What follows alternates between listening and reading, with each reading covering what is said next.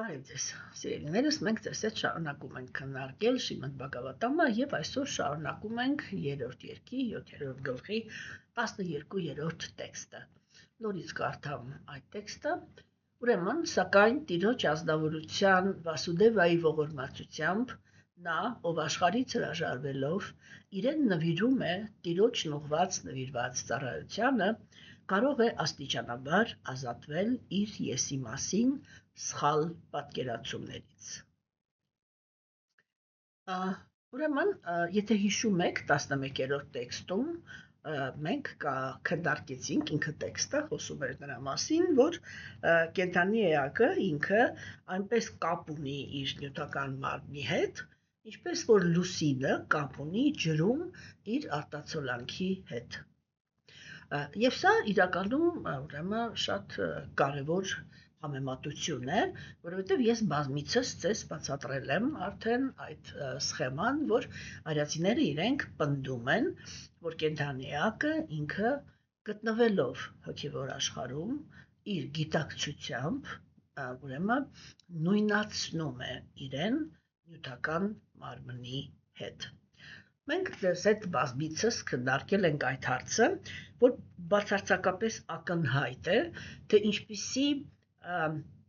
մանրամասնությամբ են քննարկում արիացիները այս խնդիրները իրականում։ Եվ ուրեմն,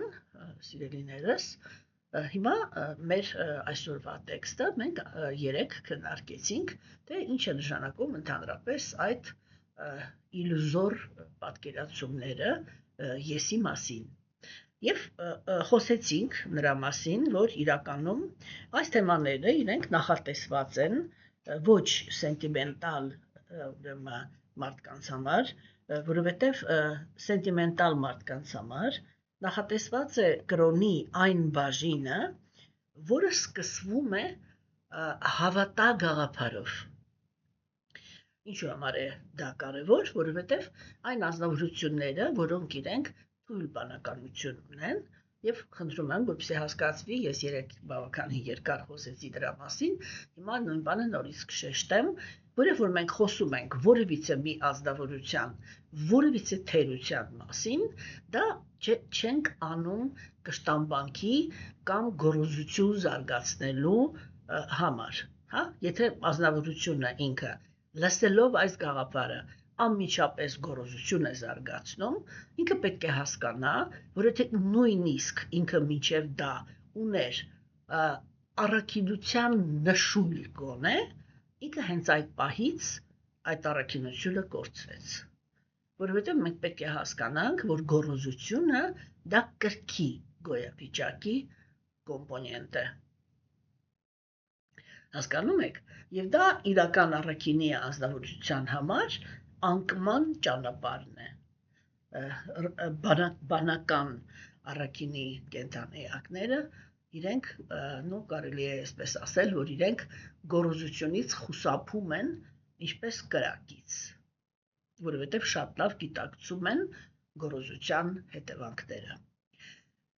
Մենք երեք խոսեցինք դրա մասին, որ եթե բանականությունը ինքը համարվում է առավելություն, ապա արիացիների մոտեցումը ցանկացած առավելության այսպիսին է. եթե ազնվորությունը ինքը ունի որևիցե առավելություն զարգացման տեսանկյունից, դա նշանակում է, որ ինքը ունի շատ ավելի լուրջ պատասխանատվություն, քան ուրեմն ավելի քիչ զարգացում ունեցող ազնվորություններն են։ Եվ այսպես ուրեմն, բայց միանգամայն ակնհայտ է, որ տեսեք, երբ որ կենդանիակը ինքը էմոցիոնալ է, այսինքն սենտիմենտալ է, չէ, դա նշանակում է, որ իր հավատը հենված է զգայարանների վրա։ Այսինքն, ինքը պետք է ստանա ամեն տեսակի հաճելի իմպուլսներ որևիցե մի երևույթից, որպեսզի ի վիճակի լինի այդ երևույթը ընդունել։ Հասկանում եք, կամ իր եսը շոյող գաղափարներ պիտի ստանա։ Այսպես էլի պարզագույն, պրիմիտիվ, իմինը էմոցիոնալ աշխարհի վրա աշխատող։ Հասկանում եք, Եվ ուրեմն այդ դեպքում սենտիմենտալ ազնվորությունների համար նախատեսված են աղոթքները, որոնք իրենք ասվում են երգի տեսքով, որովհետև իրենք անմիջապես երաժշտությունը ինքը անմիջապես ազդում է կենդանի էակի զգայարանների վրա։ Ընդ որում հոգևոր ուրեմն երաժշտությունը ինքը գրվում է շատ հատուկ դրա համար կարելի ասել նախատեսված հաճախականությունների վրա, այսինքն որոշակի նոտաների հիմքի վրա, հա, որտեղ ուրեմն այդ հաճախականությունները իրենք բարձր են, հա, եւ արդեն իսկ դրական են ազդում ազնվորության վիճակի վրա։ Եվ ուրեմն գրագետ, այսինքն դա նշանակում է, որ գրագետ կազմված Աստծո գաղափարի շուրջ կապված աղոթքներ, երգեր եւ այլն եւ այլն։ Հոգևոր կյանքը ինքը պետք է իր մեջ պարունակում է իր մեջ, կդրեք, պարունակում է իր մեջ շատ մեծ քանակությամբ ուրախ տոներ։ Եվ դա մարդու զգայարանը բավարարող երևույթ է, հա։ Այդ տոների ժամանակ հոգևոր մարդիկ իրենք պետք է ուրախանան, պարեն, երգեն եւ այլն եւ այլն։ Այսինքն զգացմունքները բանանող չէ հիմա ինչ վերաբերվում է տեսողության զգայարանը։ Տեսողության զգայարանը ուրեմն ինքը բավարարվում է նրանով, որ Աստծո սրբերի, Աստծո մաքուր ծառաների ուրեմն նկարներն են նկարվում։ Այդ նկարները անպայման պետք է լինեն էսթետիկ տեսանկյունից եւ արվեստի տեսանկյունից բավականին բարձր մակարդակի, չէ՞։ Եվ ուրեմն իրանք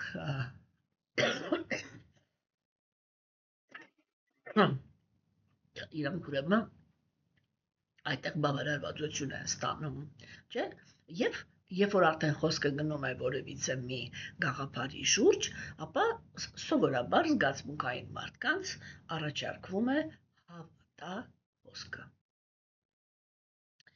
Երբ որ մենք գործ ունենք արիացիների կրոնականության գաղափարախոսության հետ, արիացիները իրենք ամենաշատը կրկնում են հասկացի խոսքը։ Եվ սա նշանակում է, որ գաղափարախոսությունը ինքը շատ բարդ է, որ գաղափարախոսությունը ինքը շատ նուրբ է եւ նախատեսված է բանականության համար։ Հա, եւ իհարկե, այն ազնվորությունը, որը ինքը սենտիմենտալ է, ինքը սկզբում գալիս է եւ կրոնականության մեջ հենվում է զգայարանները բավարարող երևույթների վրա, կամաց ուրեմն հաստատվելով այդ հաճելի ուրեմն իրավիճակի մեջ անձնավորությունն է ինքը մտնում է հոգևոր դաշտ եւ սկսում է լսել գիտելիքը, այսպես կամաց լավացնելով իր բանականության որակը։ Հիմա երբ ուրեմն հիմա մենք դες այդ պետք է շատ խիստ հասկանանք այս պահը, որ եթե մենք Բագավատամը ուսումնասիրում ենք հենց հոգևոր զարգացման համար, այլ ոչ թե էրուդիցիա ձեռք բերելու, հա, ապա ուրեմն մեզ համար շատ կարևոր է, որպեսզի մենք ճիշտ կարողանանք հասկանալ այս ամենը։ Այստեղ ուզում եմ եւս մի հայտարարություն անել, եթե դա կարելի է այդպես անվանել, հա, որ ես ոչ մի հավակնություն չունեմ, որ ինչ որ վերջնական ճշմարտություններ եմ ասում, որովհետև դա էլ կլիներ գոռոզության մի արտահայտում, ես ընդամենը ներկայացնում եմ այն ամեն ինչը, ինչ որ կարողացել եմ հասկանալ արիացիների գաղափարախոսությունից։ Հիմա եւ շարունակենք։ Եվ այսպես ուրեմն հաջորդ գաղափարը, որը մենք այսօր ձեզ հետ պետք է քննարկենք, երեք քննարկեցինք այդ ուրեմն սխալ պատկերացումների մասին եւ հաստատվեցինք, հույսով եմ, մի հասկացողության մեջ, հա, որ արիացիները իրենք ասում են, որ գիտակցությունն է կյանքի կրողը, այսինքն գիտակցությունն է, որ ամեն ինչը կենտանացնում է, Ինչու համար, որովհետև գիտակցությունն է, որ վերանում է։ Քիմիական տեսանկյունից մարմինը, երբ որ ինքը կանգ է առնում, քիմիական տեսանկյունից ինքը մնում է նույնը։ Նրա մեջից վերանում է շարժումը։ Հա? Եվ գիտակցություն, իսկ շարժումը ինքը ենթարկվում է գիտակցությանը։ Հասկանում եք, չէ՞։ Ուրեմն, եւ հետո հաջորդ քայլով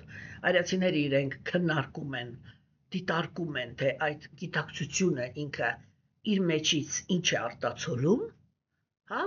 եւ համեմատում են այդ իր մեջ պարունակող ձգտումները նյութական բնության օրենքների հետ եւ ֆիքսում են հակասություն։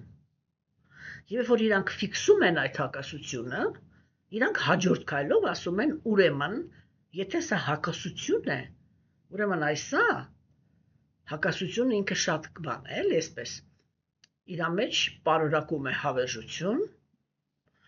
իր մեջ պարունակում է կատարելության ձգտում, իր մեջ պարունակում է աճող երանության գաղափար։ Եվ այս իմաստով, չէ՞, իրանք հակասություն են այսպես տարբեր դաշտերում, որտեղ նյութական աշխարհում էլ կա գիշեր ու ցերեկ, եւ սա հակասություն է։ Հա, բայց իրանք երկուսն էլ ժամանակավոր են։ Հասկանում եք։ Հիմա սիրելիներս, չէ՞։ Ուրեմն, եւ այսպես ենք ստանում, որ գիտակցությունը իր մեջ պարունակում է գաղափարներ, որոնք կարող են բնորոշ լինել միայն հավերժ աշխարհի, որտեղ չկա մահ։ Սա է իրենց տրամաբանությունը, չէ՞։ Հիմա իհարկե ես նորից եմ ասում, որ մարդը, որը ինքը այսպես խճճված բանականություն ունի, եթե հիշում եք Բհագավադ Գիտայում, Տեր Կրիշնան ինքը հենց այդպես էլ ասեց, չէ՞, որ նրանք, ում բանականությունը խճճված է նույնիսկ վեդաների խճճված լեզվով, հա, նրանք երբեք չեն կարողանում պարզ ընկալում ունենալ։ Հիմա եւ այսինքն բայց տեղեր կան, չէ, որ իրականում եթե մարդը ինքը լուրջ է մտածում, ընդհանրապես մի հատ լուրջ արգումենտը ինքը բավական է, որպեսզի անձնավորությունը ինքը հասկանա, թե ինչի մասին է խոսքը։ Հասկանում եք։ Հիմա ուրեմն արիացիների պնդումն է, որ մենք սխալ պատկերացում ունենք, թե մենք իրականում ով ենք, առաջ ընկնելով, մենք արդեն այդ թեմաները շատ ենք քննարկել, կարող ենք ասել, չէ, որ այն ինչ որ մենք ենք, մարդկությունը ինքը սովորաբար կոչում է հոգի։ Հոգու մասին գիտելիք իրականում գոյություն չունի ժամանակակից աշխարհում ոչ մի կրոնականության տեսության մեջ։ Ինչպես եւ Աստծո մասին իրականում։ Աստծո մասին կան շատ սակավ պատկերացումներ, իսկ թե ինքը ինչպիսին է իրականում եւ այլն, մանրամասնությունները այսպես փակ չքննարկվող զոնա է։ Եվ այստեղ հիմա հնչեց հաջորդ գաղափարը։ То есть կա, եթե մենք հասկացանք, որ մեր գիտակցությունը ինքը հավերժության աշխարհի բնութագրեր ունի, հա, մենք ինչ ենք հասկանում։ Մենք երեք հենց այդ կետում կանգնեցինք, չէ՞, որ մենք հասկանում ենք, որ մեր նյութական գոյությունը մեզ համար իրականում ավելնորդ է։ Ինչի համար, որովհետև եթե ես կարողացա հասկանամ, որ ես հավերժ հոգի եմ, Բհագավադ Գիտայի 2-րդ գլուխ։ Եթե ես կարողացա հասկանամ, որ ես հավերժ հոգի եմ, եթե ես կարողացա հասկանամ, թե ինչի համար եմ եկել այս նյութական աշխարհ, եթե ես կարողանամ դա տեսնել իմ մեջ, որ ես իրապես ամեն վարքյան, ամեն իմ քայլի մեջ փորձում եմ իրականացնել հենց դա, չէ՞։ Այդ միանգամից ամբողջ ներքին աշխարհը, ամբողջ կյանքի ուղղվածությունը, այն թե ինչի վրա ես կծախսեմ իմ կյանքը, անմիջապես այդ կենտրոնը ինքը կփոխվի։ Մենք Բhagavad Gita-ով շատ ենք խոսել, եթե ովքեր չեն լսել, վերադարձեք Bhagavad Gita, հա, մենք Bhagavad Gita-ով շատ ենք խոսել նրա մասին, թե ինչպես է վերաբերվում իրական հոգևոր ազնվորությունը իր նյութական գոյությանը։ Ինչպես է ինքը վերաբերվում, ինչպես է ինքը իրեն պահում եւ այլն եւ այլն։ Ընդհանուր գաղափարը կայանում է նրանում, որ իրական հոգևոր մարդը դա աշխարհի, ինչպես Պրաբհուպադն էր ասում, ինքը պետք է որ լինի աշխարհի ամենաջենտլմեն ազնվորությունը, այսինքն ամենակիրթ, ամենանդուրբ, հա, ամենաբարի, ամենաշռայլ եւ այլն եւ այլն։ Բայց սովորական պատկերացումները իրանք այդպիսին են, որ առաքինի ազնվորությունը վերջնականում, ասեմ այսպես էլի, վերջնականում հարիվ է,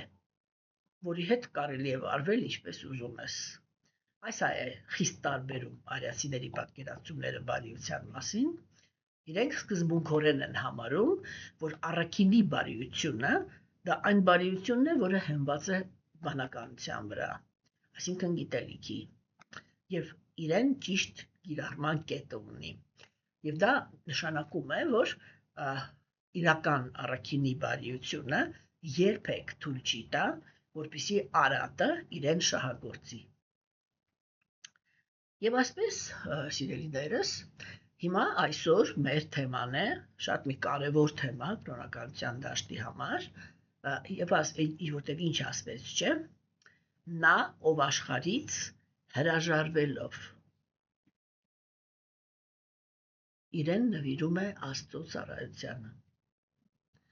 Հիմա այդ Աստծո ծառայությունը մենք կքննարկենք հաջորդ անգամ,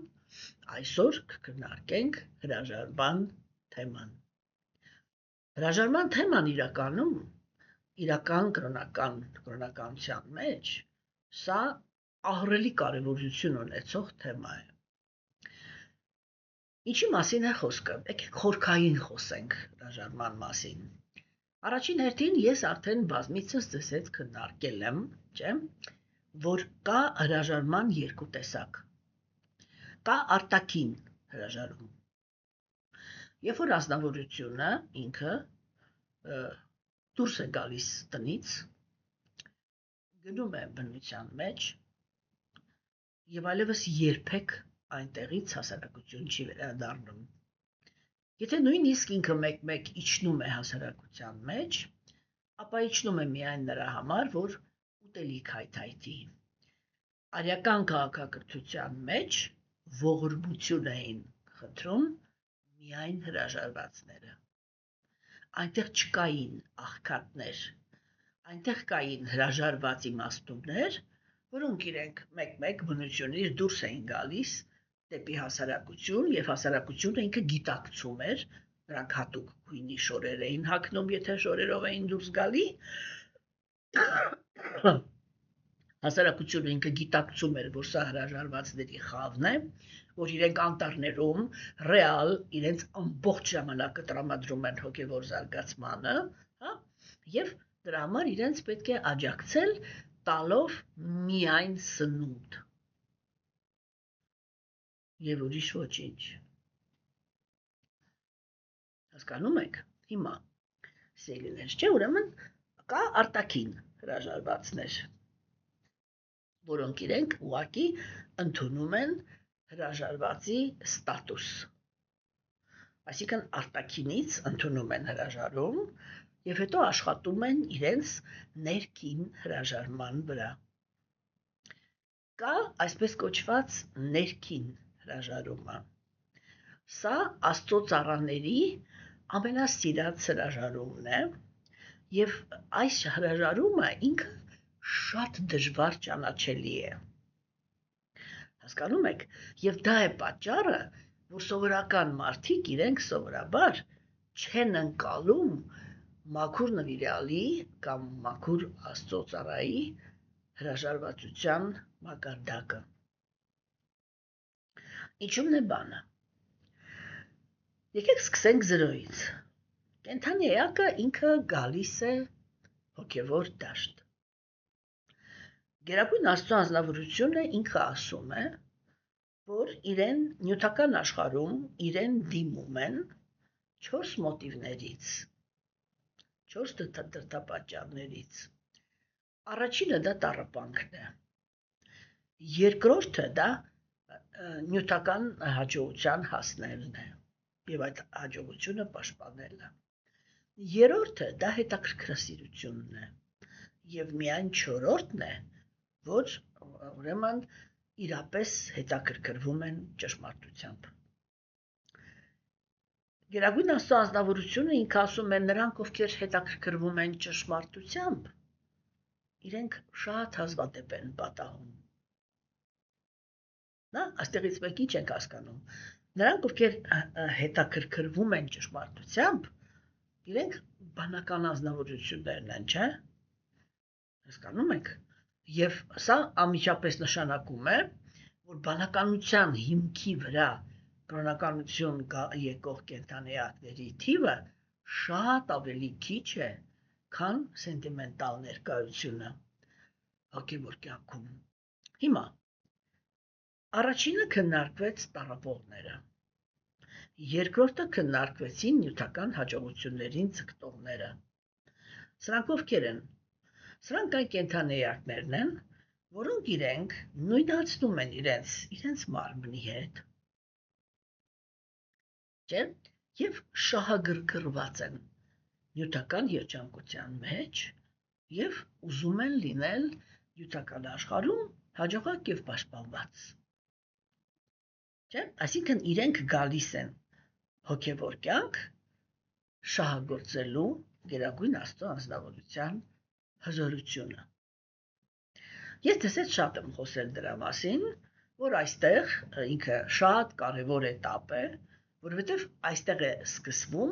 Գերագույն Աստծո անձնավորության եւ կենդանեակի մեջ,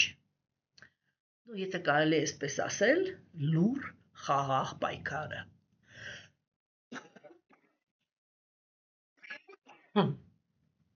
Ինչու եմ ասում պայքար խոսքը։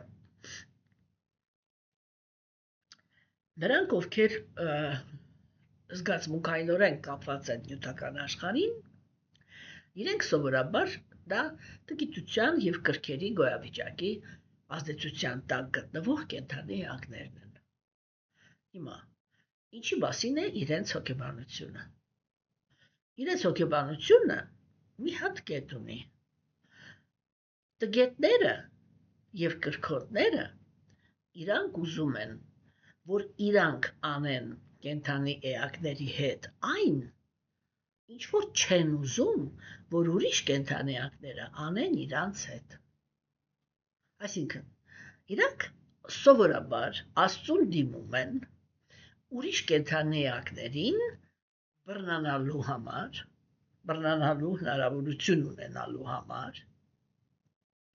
չէ՞, դրա ամենամեծ ուրեմն բանը արտահայտությունը դա նա է, որ ազգը ինքը կարող է, պետությունը ինքը կարող է որոշել այսպես զավթողական պատերազմով մտնել ուրիշի տարածք, այսինքն բռնության ենթարկել ուրիշ ազգի, ուրիշ պետության, չէ՞, կողոպտել եւ այլն, չքննարկենք ինչի արվում այն դեպքում, չէ՞, եւ այդ գործողությունները կատարելուց առաջ կարող է իրան թույլ տալ մտնել։ Հիմա արդեն կարևոր չի։ Եկեղեցի, չգիտեմ, մեջիդ, չգիտեմ, տաճար, իրա սրբության վայրերը, իրա սրբավայրերը, չէ՞, եւ Աստծուց հաջողություն խնդրել։ Այդ իր ուրեմն ձեռնարկումների մեջ եւ համարել, որ Աստված իր կողմն էր եւ իրոք աջակցել է իրեն, եթե ինքը հաջողակ է եղել, հաղթել է, մտել է այդ տարածք, բռնաբարել է կանանց, մորթել է ծերերին, նսեմացրել է տղամարդկանց, գերել է իրանց, դարձրել է ստրուկ, կողոպտել է այդ երկիրը, հա, եւ չոքացրել իր առաջ։ Եվ ինքը կարող է համարել, լուրջ համարել, հասկանում եք, որ դա իրեն հովանավորել է գերագույն Աստծո անձնավորությունը։ Հասկանում եք, ես շատ մեծ պայքար եմ տանում, որ այս կետում այն ինչ որ առնում է, որտեղ հիմա Աստվածը մերժության դարաշրջանն է, չէ, դա նշանակում է, որ իմ ծանոթներից մեկը լավ է ասում, ինքը քրիստոնյա է, քրիստոնյա լեզվով է ասում, ասում է Դանդա ջան, ինչ արդարության մասին է խոսքը, սատանայի տակ ենք հիմա ապրում, հասկանում եք, չէ, այլում այդ ինչ որ արվում է այդտեղ, ինքը պիտի շատ լավ հասկացվի, թե երբ որ ինչ խնդրանքներով, երբ որ մենք դիմում ենք Աստծուն, թե իրականում այդ Աստծո կերպարանքը մեր համար ռեալով է դառնում։ Ես դրա մասին շատ եմ խոսել եւ սկզբունքորեն եմ պնդելու միջև վերջ։ Այն մնացած ամեն ինչ ինձ համար միևնույն է լրիվ։ Հասկանում եք, սիրելիներս, չէ՞։ Ուրեմն տեսեք, սա գիտության գոյավիճակի ազդեցության տակ ազնվորության մուտքն է կրոնականություն, որտեղ ինքը հաջողություն է խնդրում Աստծուց, երբ որ ինքն է ուզում բռնաբարել ուրիշին, եւ պաշտպանություն է խնդրում Աստծուց, որ իրեն ոչ մեկ չկարողանա բռնաբարել։ Չէ՞։ Հասկանում եք, իսկ եւ դրա ամենաանմեղ թվացող աղոթքը։ Հա, երբ որ օրինակ ասենք սիրահարված աղջիկը կամ սիրահարված տղան, հա, ընկնում է Աստծո ոտքերը, եթե ասենք անձնավորությունը, որին ինքը սիրում է, անտարբեր է վերաբերվում իրեն, հա, եւ ինքը ընկնում է Աստծո ոտքերը եւ սկսում է խնդրել, որ Աստված իրեն այնպես անի, որ իր սիրած անձնավորությունն էլ իրեն սիրի։ Սա ինչ է, եթե բռնություն չի, չէ՞։ Եթե հենց այդ նույն պահին իրա դեմ ինչ որ մեկը այդպես աղոթեր, որ այնպես արա, որ ինքը ինձ սիրի, չէ, իրավք ասեի ոչ, դա բռնություն է, ինչպես կարելի է այդպես վարվել, չէ, բայց հենց իրենք հենց այդ պահին, ես միշտ ասում եմ, մարդիկ սովորաբար ում որ ինչի մեջ որ մեղադրում են, չէ, հենց իրանք էլ հենց այդ պահին դրանով զբաղված են, եթե ուշադրություն դարձնեք, էլի, դա իրականում ամենադեպս ինձ համար աշխարհի ամենածիծաղալու իրադրությունն է, էլի։ Հիմա սիրելիներս, կրքոտները իրանք գալիս են Աստծու մոտ, որպեսզի հասնեն հաջողության, այսինքն երկրորդ տիպի կենդանիակները։ Տառապողները դա տգետներն են, որոնք իրանք իրար տառապանք են պատճառում եւ իրանք գալիս են, որպեսզի պաշտպանություն խնդրեն, երբ որ իրանց են տառապանք պատճառում, եւ աջակցություն խնդրեն, երբ որ իրանք են ուզում տառապանք պատճառեն։ Հիմա կրքոտները իրենք կներեք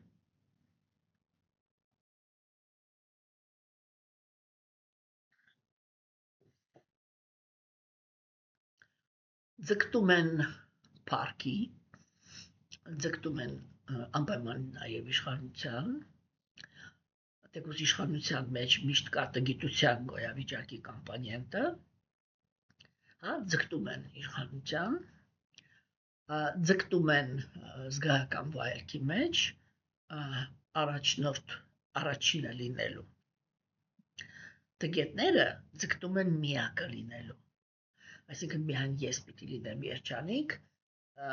եւ եթե դրա համար պետք է որ մնացած բոլորը տառապեն, ես լրիվ պատրաստ եմ հանդուրժեմ, ոչ թե միայն հանդուրժեմ, այլև պատճառեմ այդ տառապանքը, որի հաշվին ես կարող եմ լինել երջանիկ։ Դա հիմնականում որպես հասարակություն արտահայտվում է ստրկատիրական հասարակության մեջ։ Հիմա կրքոտների հիմքը, ինչպես մենք բազմիցս քննարկել ենք արդեն, հիմնական հիմքը դա մրցակցությունն է։ Հիմնական հիմքը դա մրցակցությունն է, եւ սա նշանակում է, որ հենց որ իրանք եթե իրանք ինչ-որ տաղանդներ ունեն, հա, կամ իծնե առավելություններ ունեն, հիմա իրանք այսպես միշտ բախվում են այդ առավելություններով։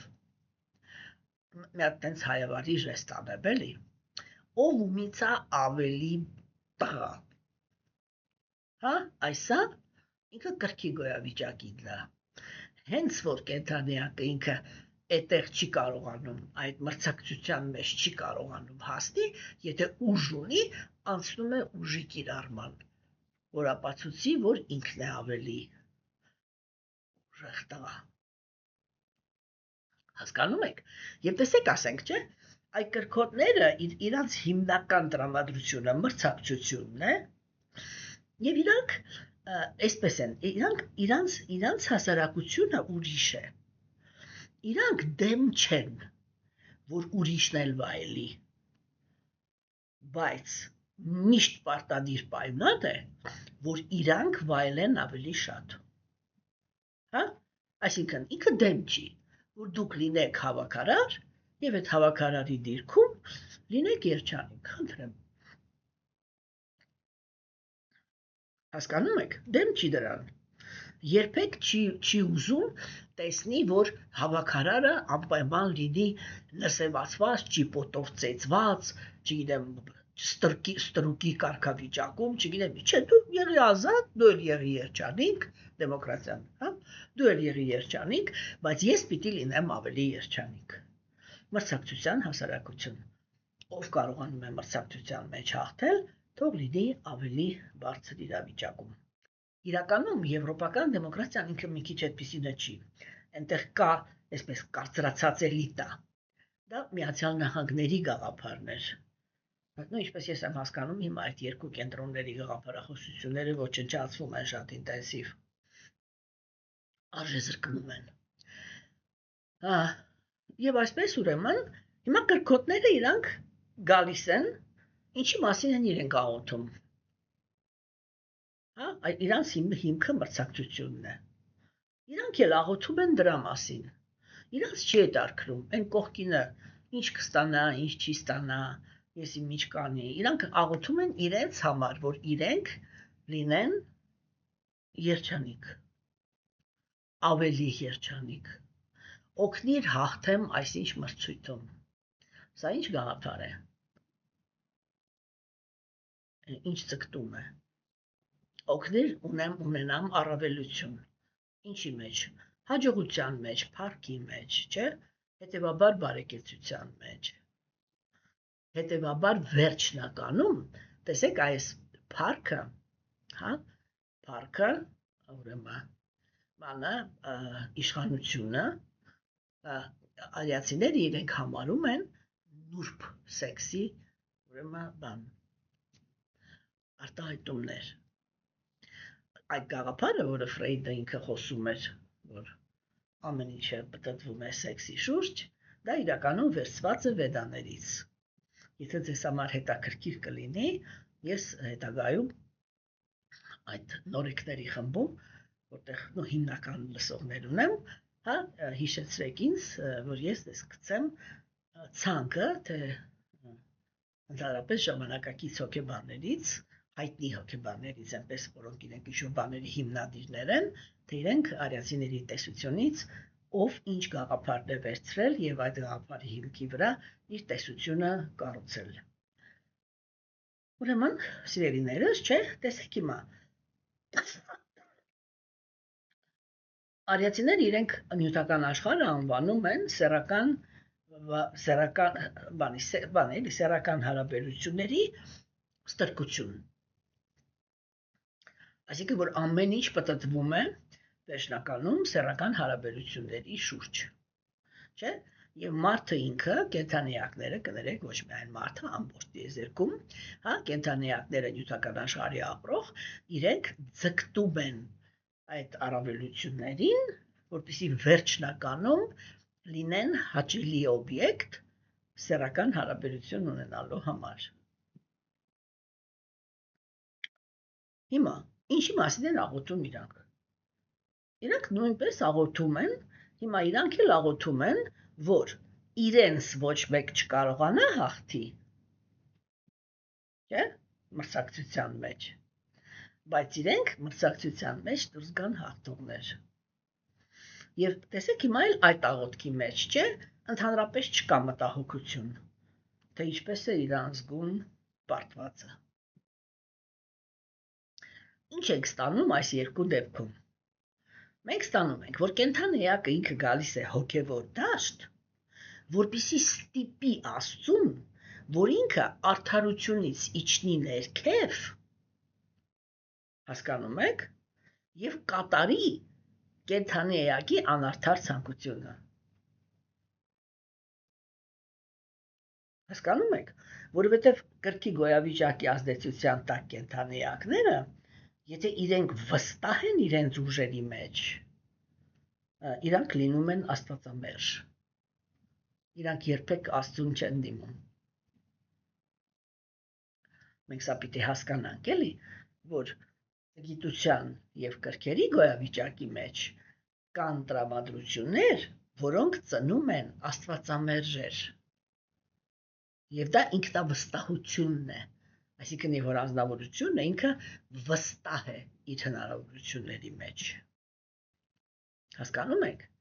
Ինքը այդ ժամանակ, կոպիտ ասած, եթե շատ կոպտացնեմ, Աստծո կարիքը չունի։ Հասկանում եք։ Չէ՞։ Հիմա։ Եվ տեսեք, այսինքն, երբ որ անձնավորությունը ինքը մի քիչ կասկածում է, կամ վստահ չի, օրինակ, երկրորդ դեպքում վստահ չի, որ մրցակցությունը ինքը արդար է կազմակերպվելու։ Այդ ժամանակ իհարկե ինքը աջակցության կարիք ունի, չէ՞։ Եվ ինքը այդ դիմում է Աստծուն։ Հասկանում եք, ընդհանրապես, եթե ես մի քիչ կոպտացնեմ խոսակցությունը, չէ՞, այդ առաջի երկուսները, նրանք ովքեր դիմում են տառապանքից, եւ նրանք ովքեր դիմում են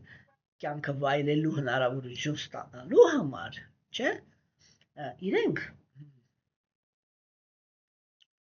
այդ իմաստով, ոչ թե միայն Աստծուն շահագործողներ են, այլ ոնց ասեմ, բառը կորցրեցի, ուրեմն չի ուզում, այդ բառն ասեմ, լավ, չեմ ասի։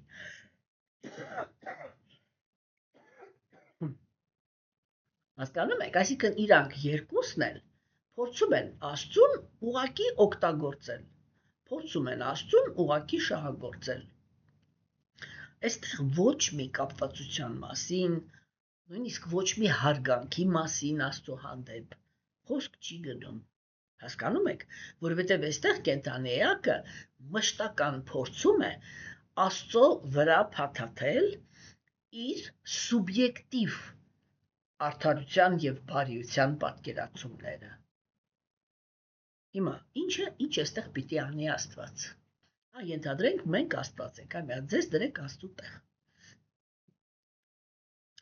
Գալիս են միլիոնավոր կենդանի էակներ,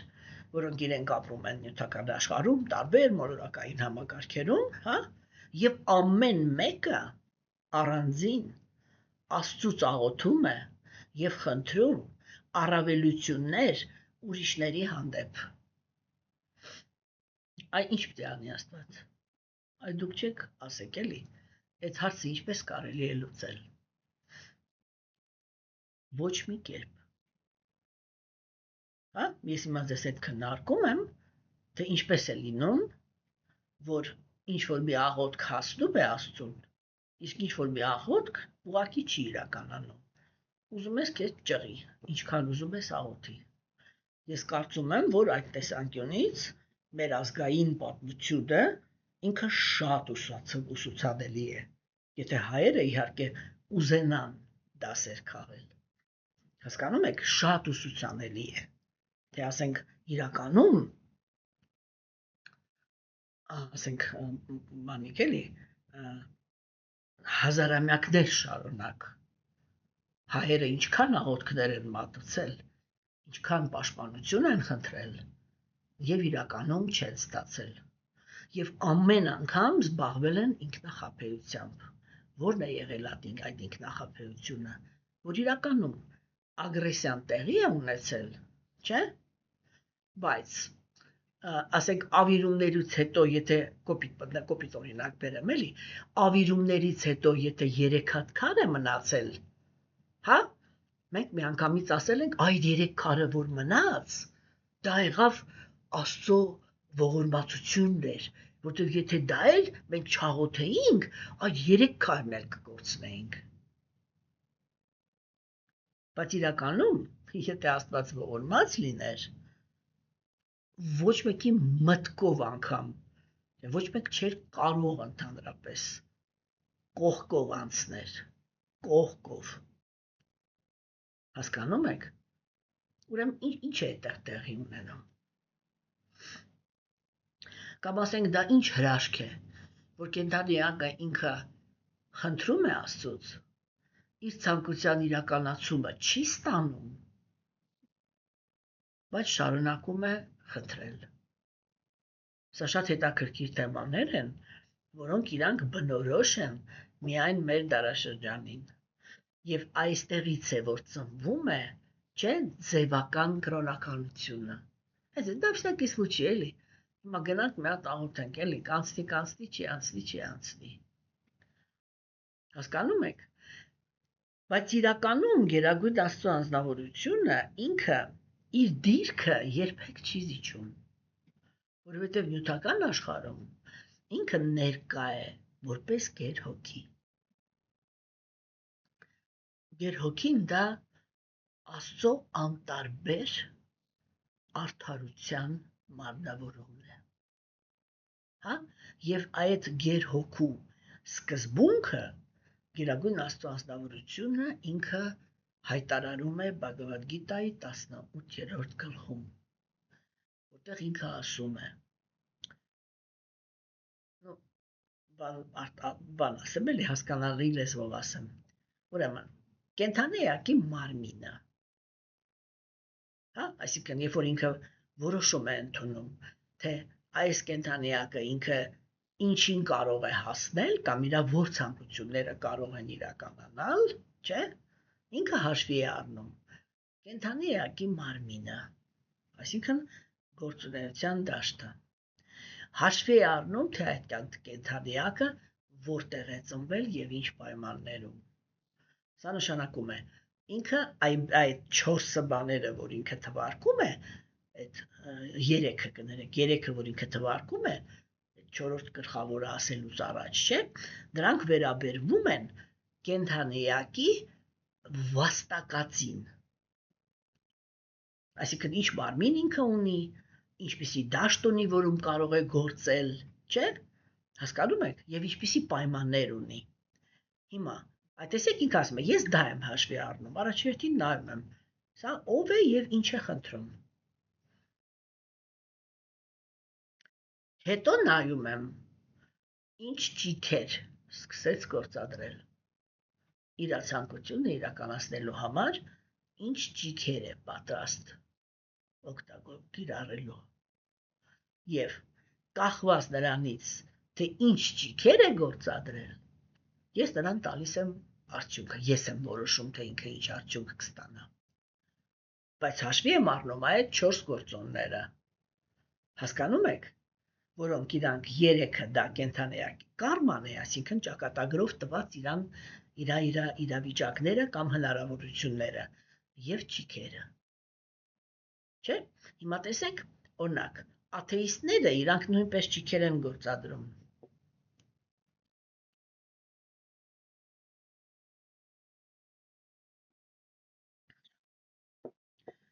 Եվ մենք պիտի հասկանանք, որ նյութական աշխարհը արարված է, ես դա միշտ ասում եմ ձեզ, չէ, արարված է կենդանիակի արատավոր ցանկությունները իրականացնելու համար։ Եվ եթե կենդանիակը ինքը ճիքեր է գործադրում, որպեսզի ունենա արատավոր գործեր անելու հնարավորություն, Գերագույն Աստծո անձնավորությունը իրան դա տալիս է։ Այսինքն ինչ է ասում, այդ ճիքերը գործադրում արատի համար, ինչ է նշանակում, այսինքն ինքը օրինակ ինքը սկսում է Աստծուն խոնարհվել, որ պատերազմում հաղթի եւ պատրաստվում է մտնել ինչ որ ուրիշ կենդանիակների դաշտ, որ նրանց նեղություն տա։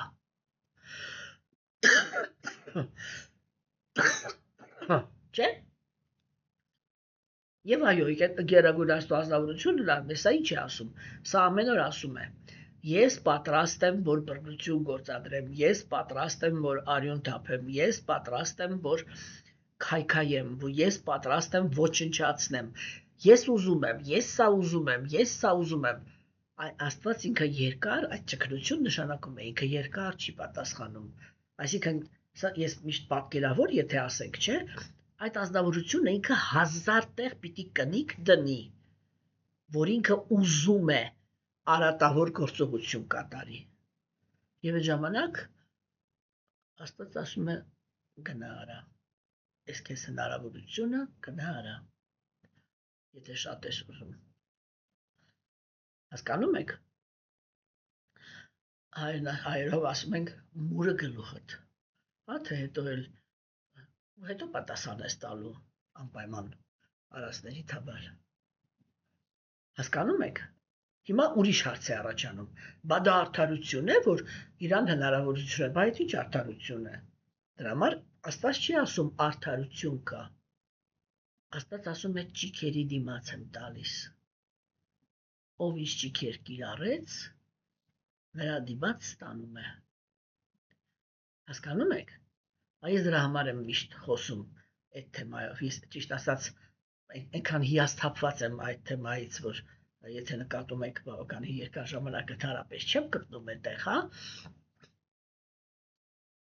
Ամենայն դեպս արդեն չունեմ այն ոգևորությունը, որը սկզբում ունեի, երբ որ խոսում էի այդ թեմաներից։ Բայց հասկանում եք, այո, իհարկե, դա շատ տխուր է։ Տխուր է նայել, թե ինչպես ենք մենք հիմա ապրում,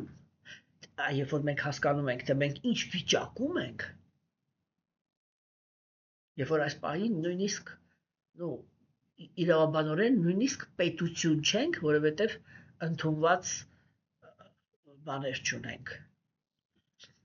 սահմաններ չունենք։ Հասկանում եք, եւ թե ինչպես ենք մենք մեզ թույլ տալի, որ ապրենք։ Հասկանում եք։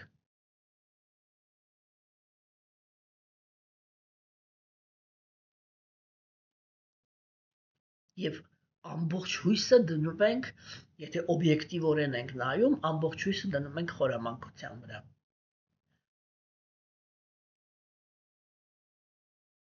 Թե կկարողանանք արդյոք լինենք այնքան խորամանկ, որ ճիշտ օրիենտացիա ունենանք, թե դեմոններից որ մեկի հետ համագործակցենք, որ ընդհանրապես վերջնական չվերանանք։ Իսկ նրանք էլ բոլորը աթեիստ պետություններ են եւ բարձ է, որ կոպիտ ասած ոչ մի սրբություն չունեն եւ ամեն մեկը պահպանում է իր շահերը եւ ամեն մեկն էլ ում թևն էլ ուզում է բռնենք, ամեն վարքյան պատրաստ է մեր վրայով անցնել իր շահերը իրականացնելու համար։ Հասկանում եք, բայց երբ որ մենք մանում ենք, թե մենք ինչպես ենք ապրում, այնպիսի անպատասխանատվությամբ ենք ապրում, ոնց որ թե Կատարի բնակիչներ ենք, կամ չգիտեմ, Էմիրատների բնակիչներ ենք։ Հասկանում եք, այդպիսի անհոգություն իրենց կարող են թույլ տալ միայն հզոր պետությունների ազգաբնակչությունը։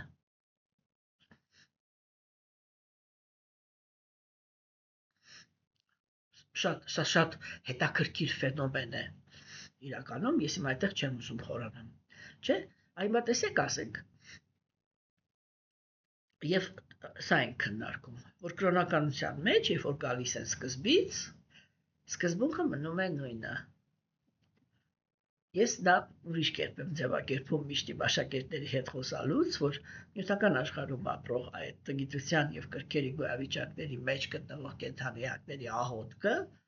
միշտ ունի մի հատ բանաձև։ Աստված ջան, իմ հանդեպ եղիր ողորմած, մնացածի հանդեպ արդար։ Հասկանում եք։ Այսինքն ինձ ամեն ինչ ների, մնացածներին արդար պատժի։ Սա է հիմնական տրամադրությունը։ Հասկանում եք, չէ՞, որ այստեղ ուղղակի այդ բաները, եթե ես այսպես բան լեզվով ասեմ, բազարից բացի, շուկայական առևտրից բացի ուրիշ ոչ մի տրամադրություն Աստծո եւ կենդանեակի միջև չկա։ Հիմա, բայց Գերագույն Աստծո ազնվորությունը, որը կանգնած է այս կողմում, ինքը շատ լուրջ անձնավորություն է։ Եվ ինքը նյութական աշխարհում հոգևոր կյանքը, հոգևոր ճանապարհը տալիս է, որպեսզի կենդանեակներին հնարավորություն տա,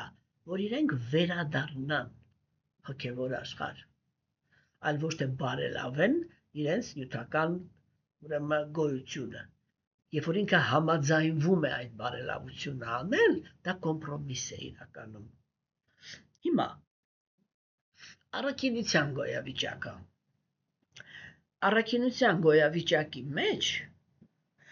կենդանի էակը ինքը այդ անարդարությունը, որը ինքը միշտ խնդրում էր Աստծուց,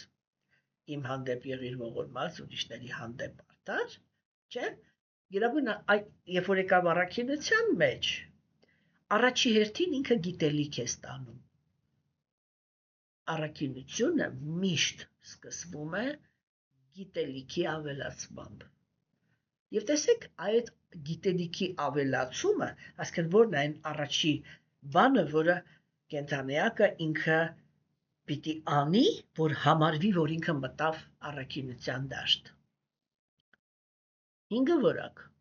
100 անգամ քննարկել եմ, 5 որակ, խոնարհություն։ Խոնարհությունը ինքը արտահայտվում է նրանում, որ ոչ թե որ, գիտեք ոնց է, մարդիկ մտածում են, որ խոնարհ դա նշանակում է անլեզու մի հատ ինչ-որ էակ, որի հետ ով ինչ ուզում է անի, ինքը կասի ես խոնարհ եմ, ինչ ուզում եք արեք։ Խոնարհություն իրականում դա չի։ Արիացիների կատարմամբ, չէ՞, այդ տեքստը, երբ որ մենք նայում ենք, երբ որ նայում ենք իր այսպես բան էլի, не параллельные, не горизонтальные, а параллельные линии, հա, vertically, ոնց է հայերեն։ В общем, այս գծերն ենք նայում, չէ՞,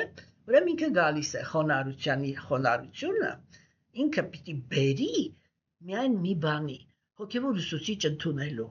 Հիմա, որպեսզի, բան այսպես էլի, չսահմանափակենք մեզ այդ հոգևոր ուսուցիչ բառով,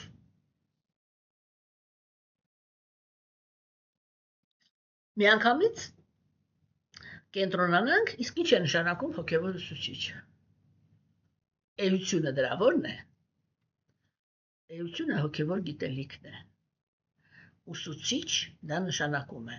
նա, ով փոխանցում է գիտելիք։ Ինքը ունի գիտելիք եւ այդ գիտելիքը փոխանցում է։ Սա է, այսինքն տեսեք, խոնարհությունը պետք է ազնվորությանը, որ ինքը գիտելիք ընդունի։ Ինչ գիտելիք։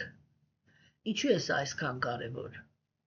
Ինչի մասին է այստեղ ընդհանրապես խոսքը։ Հա, տեսեք, սա կարևոր է, չէ, որովհետև մինչև այդ տգիտության եւ կրքերի մեջ կենդանի էակը ինքը ինչ է նշանակում իր աղոթքը, եթե մենք հոգեբանության տեսանկյունից ենք վերցնում, իր աղոթքը նշանակում է, որ ինքը մտածում է, որ ինքը ավելի լավ գիտի, քան նույնիսկ Աստված։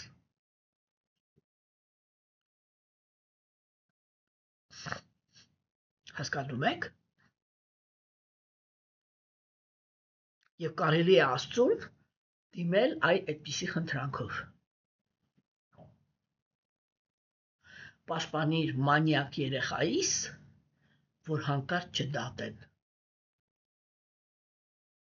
Հանկարծ իրան մահապատժի չենթարկեն։ Ինչի համար։ Որովհետև ինքը իմ երեխան է, ես իրան սիրում եմ։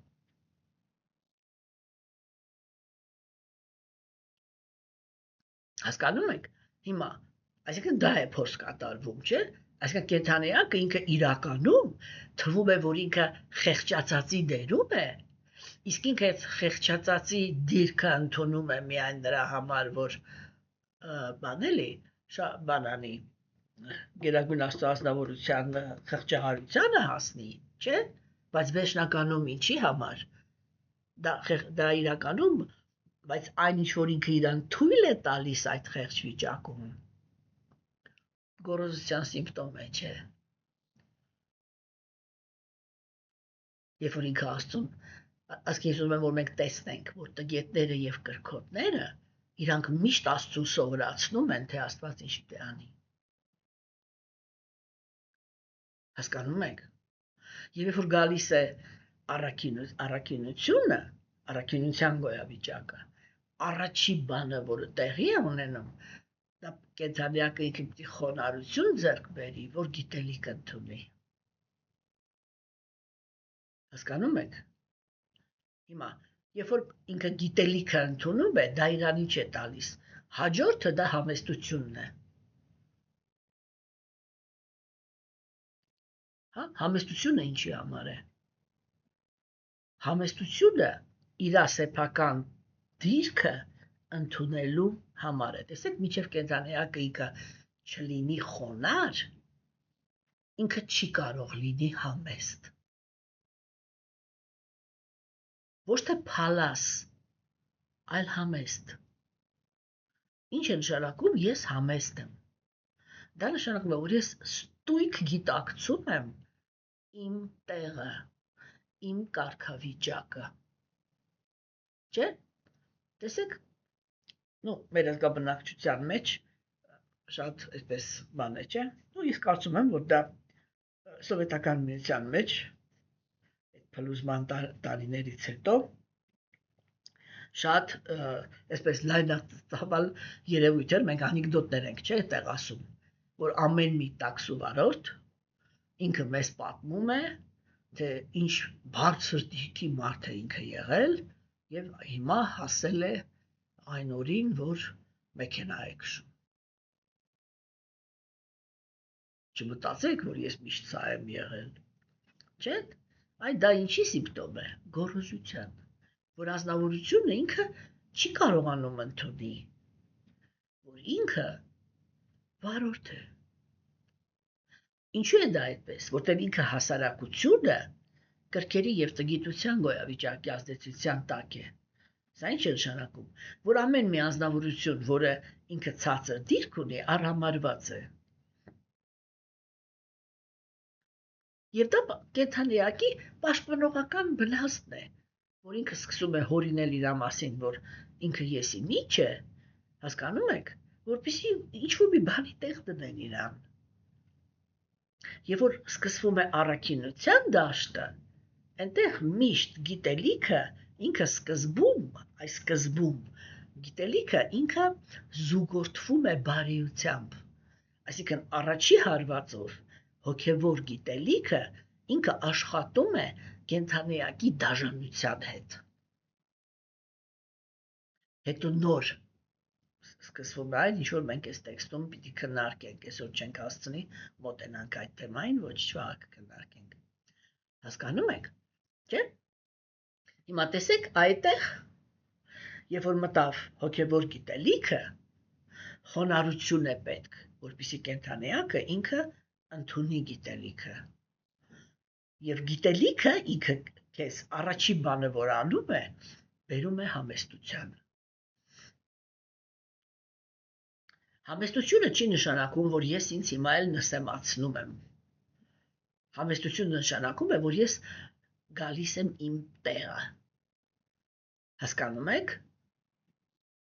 Եվ ոչ թույլ կտամ, որ ինձ նսեմացնեն, ոչ էլ ձգտում եմ երևամ ավելին, քան կամ։ Հասկանում եք։ Եթե պատկերավոր ասենք, չէ՞, օրինակ մարդուն կարող են ասել դու շուն ես։ Բայց ինքը հաստատ գիտի, որ ինքը շուն չի։ Եվ ինքը կարող է պնդել, որ ոչ, դուք սխալվում եք։ Կարող է ես կապիկ եմ, բայց շուն չեմ հաստատ։ Հասկանում եք։ Այսինքն համեստությունը չի նշանակում, որ անձնավորությունը չունի արժանապատվություն։ Համեստությունը նշանակում է, որ ինքը չունի գոռոզություն։ Արժանապատվությունը եւ գոռոզությունը դա տարբեր բաներ են։ Հասկանում եք, սիրելիներս, չէ՞։ Եվ հիմա, տեսեք, հիմա, երբ որ կենթանիակը ինքը գիտելիքը զարգացնելով, իսկ հոգևոր ուսուցիչը ինքը ինչպես է հասնում համեստության։ Հոգևոր ուսուցիչը, երբ որ գիտելիք է տեղափոխում, կենթանիակը ինքը մտավ համեստ այդ տառապանքներից, լավ օրից չի էլի, տառապանքներից դարձավ համեստ, այն ծեց կերած շունիկի պես, եկավ գտավ գիտելիքը, կարող է հոգևոր ուսուցիչն է, հիմա դա կարևոր չի, եկավ գտավ գիտելիքը, հոգևոր գիտելիքը ինչ է անում, առաջերտին կենդանիակին տալիս է կարգավորիչ սկզբունքներ, այսինքն ինչ կենդանիակը պիտի անի, ինչ կենդանիակը պիտի չանի, որն է այդ կարգավորիչ սկզբունքների գլխավոր հիմքը, այն ինչ որ հակառակ էր տգիտության և կրքերի գոյավիճակին, չէ, ինչ է, ամենագլխավոր գաղափարը այստեղ որն է, ուրիշի հետ մի արա, այն ինչ որ չես ուզում որ արվի քո հետ, հիմա չենք մանրանում բարոյականության մեջ, եթե մենք շատ մանրամասը ու արդեն բավականին քննարկել ենք Բհագավադ Գիտայի 3-րդ գլխում, չէ, մի արա, տեսեք, հիմա այդ մի արան ինքը դառնում է հաջորդ որակը, բռնությունից ազատ,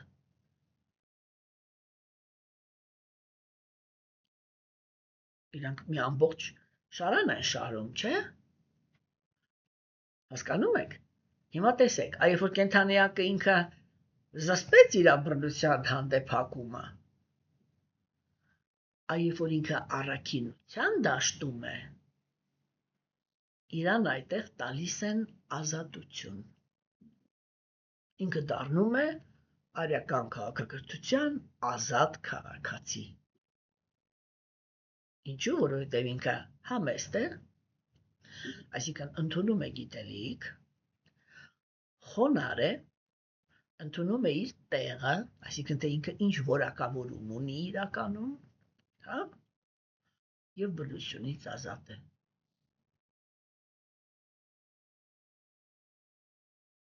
Հասկանում եք, հիմա դրանից հետո գալիս է արդեն առաքինի որակների զարգացումը, այդ զարգացման համար կենդանիակին պետք է համբերություն։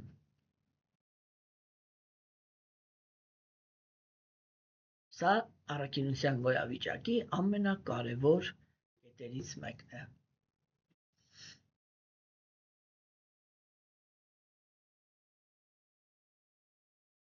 Հասկանում եք, համբերությունը նյութական աշխարհում շատ կարևոր որակ է, շատ։ Նա ով համբերել գիտի, նա ուժ կուտակել գիտի և նա հաղթել գիտի։ Եվ երբ որ մենք օրինակ ես միշտ դա ասում եմ, երբ որ մենք ոտաձգություններ ենք կատարում, որ համեմատենք մեզ հրեաների հետ, դա ընդհանրապես արդար չի, որովհետև մեր արդյունքները և հրեաների արդյունքները շատ խիստ իրարից տարբերվում են։ Ինչի հաշվին են իրանք հաղթել։ Համբերության։ Դուք մոտավորապես պատկերացնում եք այդ ազգին 2000 տարի շարունակ ինչ համբերություն է պետք եղել, որպեսզի իրենք իրականացնեն իրենց բոլոր պլանները։ Գնահատել եք ընդհանրապես և համեմատեք, թե ինչով ենք զբաղված մենք։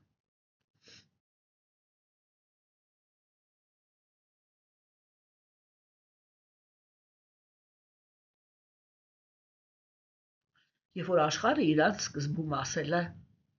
ասեղ խրելու տեղ չենք տա։ Իսկ հիմա իրանք պրակտիկորեն գրավել են ամբողջ աշխարհը։ Հասկանում եք, այդ հակազդեցության օրենքը ինքը միշտ գործում է։ Հիմա, սիրելիներս, տեսեք, այսինքն երբ որ կենդանիակը եկավ առաքինության դաշտ, սկզբում Գերագույն Աստծո ազնվորությունը ինքը ասում է, եթե դու ուզում ես տառապանքներից ազատվես, եթե դու ուզում ես հաստատվես նյութական երջանկության մեջ, դու պիտի կատարես իմ պայմանները։ Այսինքն ինքը այսպես պարզ ասում է, ես քո պատճառով կամ քո խնդրանքով երբեք անարդար չեմ լինելու։ Դա մոռացի։ Ուզում ես համտեսես իմ պաշտպանությունը, Ուրեմն պիտի կատարես իմ պայմանները։ Եվ Գերագույն Աստվածնավորությունը կենդանիակներին առաջարկում է բարոյականության օրենքները։ Նրանք, ովքեր ուզում են ավելի այսպես սիստեմավորված հասկանալ այդ գաղափարը, կարող են ձեռք բերել իմ արիացիները, համենայն դեպս իմ կատարմամբ կարող են ձեռք բերել իմ արիացիները եւ մենք գիրքը։ Ես այնտեղ փորձել եմ շատ այսպես կարգավորված եւ խիտ ներկայացնեմ սկզբունքները։ Ուրեմն, սերունդներս, հիմա, այսինքն առաջի քայլով Գերագույն Աստվածնավորությունը ինքը ստեղծում է հոգևոր պետություն նյութական աշխարհում, այսինքն հոգևոր տարածք, որտեղ սերունդ ծնվում են հոգևոր կենդանի էակները։ Հասկանում եք։ Հիմա, այդ երբ որ ծնվում են հոգևոր կենդանի էակները, դա դառնում է հոգևոր կյանքի համար շատ բարենպաստ դաշտ։ Եվ կենդանի էակը, եթե մենք էվոլյուցիոն ճանապարհն ենք նայում, չէ, ապա շատ երկար ճանապարհ է անցնում, բազմաթիվ տասնյակ ծնունդներ է անցնում, հասկանում եք, մինչև ինքը բավարարվում է նյութական երջանկությունը վայելելուց։ Հասկանում եք։ Իրականում դա կարող է անսահման երկար տևել այդ գործընթացը, բայց գալիս է ինչ-որ մի պահ, այդ նյութական երջանկությունը ապահովելուց հետո, երբ որ իրական կրոնը սկսում է կենդանի էակին տանել դեպի հրաժարում։ Եթե հասարակությունը, ես դա մի անգամ ասել եմ, եթե դուք ուզում եք հասկանալ, ինչ վիճակում է գտնվում կրոնականությունը, հա, այսպես մի անգամից նայեք, թե այդ կրոնականությունը ինքը հրաժարանացներ պարունակում է, թե ոչ, եւ եթե պարունակում է, դրանք ձևական հրաժարվածներ են, թե իրական։ Իրական հրաժարվածները երբեք ոչ մի պաշտոն չեն գրավում։ Պաշտոնավոր հոգևորականը դա նյութական կապվածություններ ունեցող եւ արիացիների սիստեմայի մեջ զարգացման տեսանկյունից ամենացածր զարգացումը ունեցող հոգևորականներն են։ Դրանցից հետո գալիս են իմաստունները, իմաստուններից հետո գալիս են հրաժարվածները, հրաժարվածներից հետո գալիս են յոգերը եւ յոգերից հետո գալիս են Աստծո մաքուր նվիրաները, որոնք իրենք հոգևոր տեսանկյունից ամենաբարձր դիրքը գրավող հոգիներ են։ Եվ մենք Բhagavad-ի ընթացքում այս բոլոր դասերի մասին շատ երկար եւ մանրակրկիտ խոսակցություններ ենք ունենալու Աստծո ողորմածությամբ։ Հա։ Եվ ուրեմն այսօր մենք հասանք քննարկեցինք հոգևոր դաշտի նախասկզբնական այդ խառնաշփոթը, որպեսզի կարողանանք հասկանալ, թե ընդհանրապես ինչպես է տեղի ունենում այդ հոգևոր գործընթացները։ Եվ ուրեմն վաղը կշարունակենք այս թեման, որպեսզի կարողանանք արդեն քննարկել, թե ինչ է նշանակում հրաժարված լինել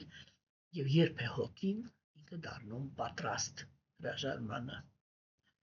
Եվ այսօր այսքանը, ստեսություն ձեզ, մինչև հաջորդ հանդիպում։